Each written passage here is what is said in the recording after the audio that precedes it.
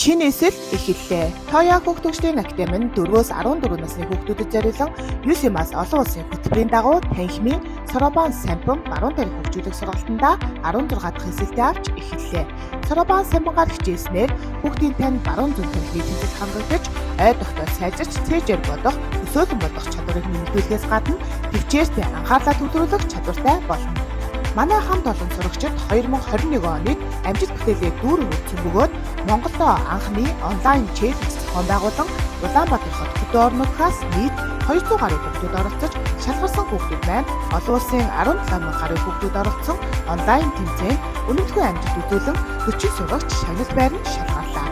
Та хүүхэдтэй манай сургалтыг сонгосноо олон жилийн туршлагатай найрсаг багш нар стандарт анги танхим, олон улсад хүлээн зөвшөөрөгдсөн хэрэглэгдэхүүн сургалтын материал, олон улсын болон дотоодын тэмцээн уралдаанд оролцох боломж, бусдаас давуу төвчээртэй ухаалаг иргэнийг бий болгох.